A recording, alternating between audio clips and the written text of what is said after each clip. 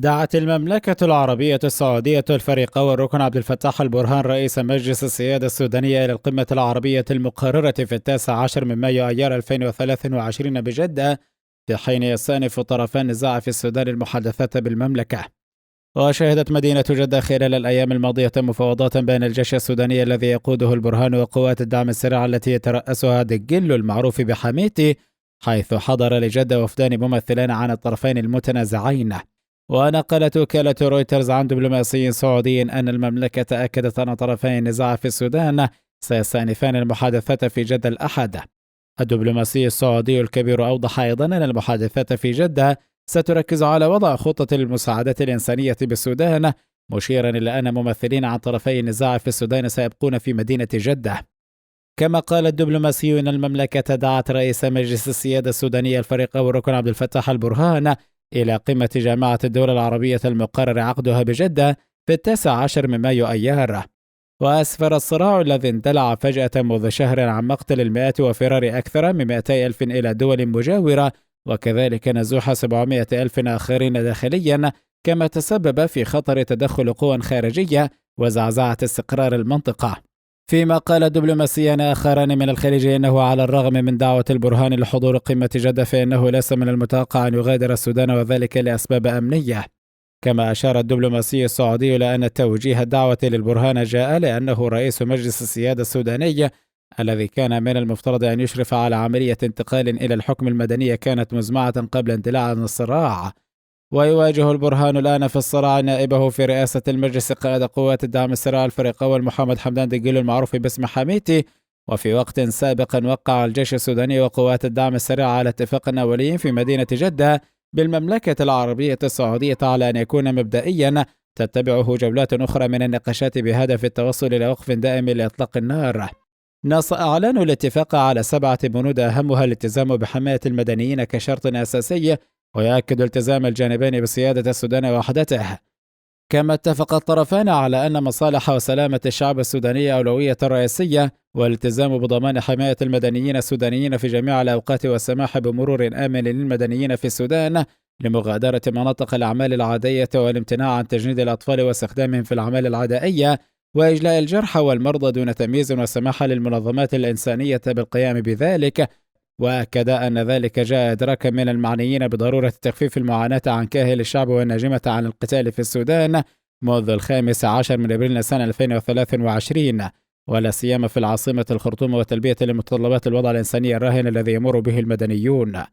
كما شدد الموقعون على التزامهم بالخطوط الأساسية بموجب القانون الدولي الإنساني لتسيير العمل الإنساني من أجل تلبية احتياجات المدنيين، على ألا يؤثر ذلك على أي وضع قانوني أو أمني أو سياسي للأطراف الموقعة عليه، ولن يرتبط بالانخراط في أي عملية سياسية. ولقى أعلن جدة الذي وقعه طرف النزاع في السودان ترحيبا عربيا من دول ومنظمات الجمعة أعربوا عن أملهم أن يكون بداية لحل الأزمة السودانية المندلعة منذ منتصف أبريل السنة الماضي. جاء ذلك في بيانات رسمية صادرة عن الإمارات ومصر وقطر والكويت والأردن والبحرين وليبيا ومجلس التعاون الخليجي والبرلمان العربي والجماعة العربية بشأن الإعلان الذي عرف باسم إعلان جدة وراعته السعودية والولايات المتحدة. ونقلت وكالة رويترز عن مصادر عادة تنتمي لطرفي الصراع في السودان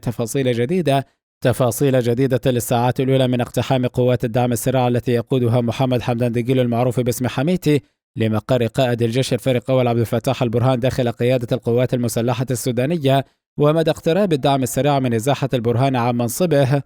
أو التعرض للاغتيال في الأيام الأولى للقتال الذي اندلع يوم 15 من أبريل سنة 2023 بجانب تكتيك السيطرة على أجزاء من العاصمة.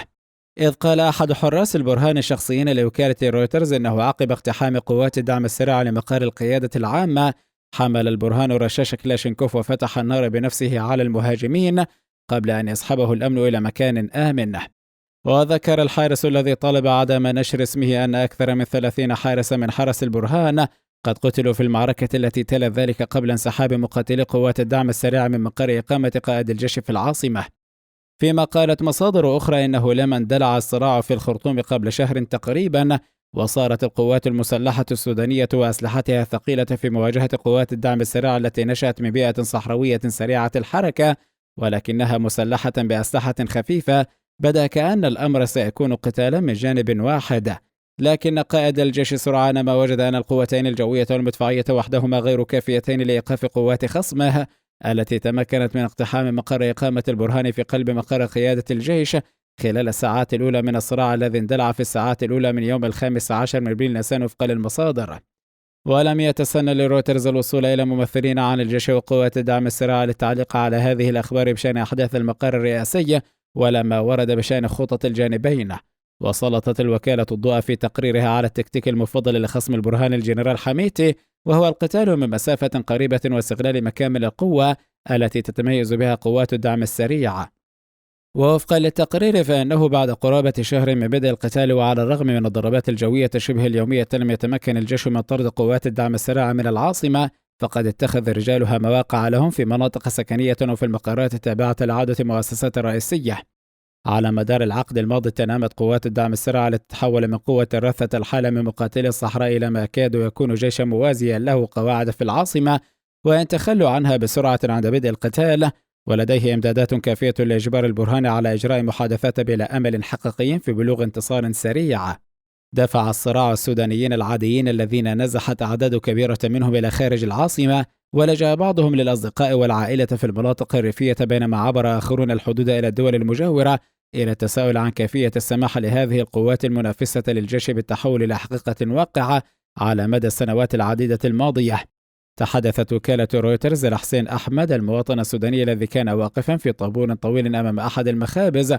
فقال مستنكرا لماذا ترك الجيش حميتي يصبح جيشا موازيا ويهدد عامة الناس أين كاد قادة الجيش. تسعى قوات الدعم السريع على استدراج الجيش إلى حرب المدن التي يتوقع أن يكون لمركباتهم المسلحة تسليحا خفيفا فرصة أفضل فيها ضد دبابات الجيش وطائراته الحربية، إذ قال أحد جنود قوات الدعم السريع عند نقطة التفتيش في الخرطوم: نريد أن يقاتلنا البرهان وقواته وجها لوجه وليس بالضربات الجوية والطائرات المسيرة، عليهم أن يتحلوا بشجاعة. في غضون ذلك انتشر مقاتلو قوات الدعم السريع من قواعدهم في العاصمة التي تتعرض للضربات الجوية، ولجوا إلى منازلهم وطردوا سكانها منها. ويقول بعض السكان إنهم يوقفون سياراتهم بالقرب من المنازل للحيلولة دون استهداف الجيش لها بالضربات الجوية.